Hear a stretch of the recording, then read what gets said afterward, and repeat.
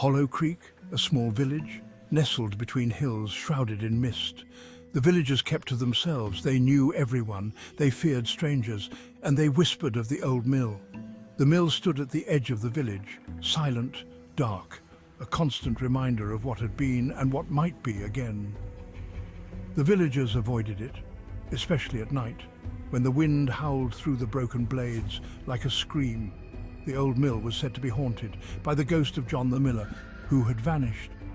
Years ago, on the night of the fire, no one knew how the fire started, but everyone knew the legend of John.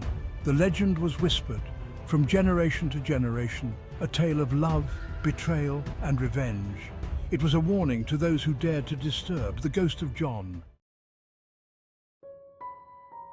John, a quiet man, strong, hard-working. He kept the mill running, providing flour for the village. He lived a simple life, alone. In the shadow of the mill, the villagers respected John. They relied on him, but they also feared him. There was something about him, a sadness in his eyes, a darkness in his soul. They kept their distance. They never asked about his past. One day, a young woman came to the village. She was beautiful, with long flowing hair and eyes that sparkled like the stars. Her name was Mary. She was fleeing from something, seeking refuge. John fell in love with Mary. He had never felt this way before. He wanted to protect her, to keep her safe. He offered her shelter in the mill. Mary accepted. John and Mary were happy. For a while, they worked side by side in the mill. John taught Mary the miller's trade. She brought light into his life. He had never felt so alive. But their happiness was short-lived. One night, a storm raged. Thunder shook the ground. Lightning flashed across the sky. The wind howled like a beast. A fire broke out in the mill. No one knows how. Some say it was lightning, others say it was arson. The flames spread quickly, engulfing the mill, trapping Mary inside.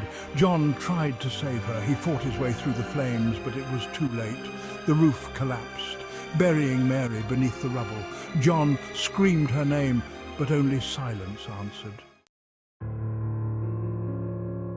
Section 4. Whispers in the Wind. The fire burned all night. By morning, the mill was a smouldering ruin. John was gone, vanished, without a trace. Some said he had perished in the fire. Others said he had gone mad with grief. The villagers rebuilt their lives. But the memory of that night lingered, like the smell of smoke. They avoided the ruins of the mill. They spoke of John in hushed tones. Strange things began to happen. People claimed to hear voices, whispering their names from the direction of the mill. Doors creaked open and closed on their own. Objects moved, as if by an unseen hand. Shadows danced in the moonlight. The villagers were uneasy. They felt watched, hunted. Section 5. The Face in the Flames. One night, a group of children were playing near the ruins of the mill.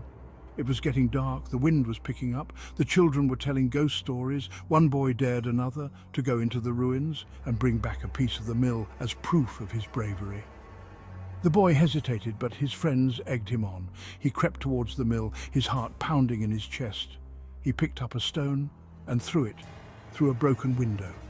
He heard a noise, a low growl. He turned to run, but it was too late. He saw a face in the window, a pale face with burning eyes and a mouth twisted into a silent scream. It was John.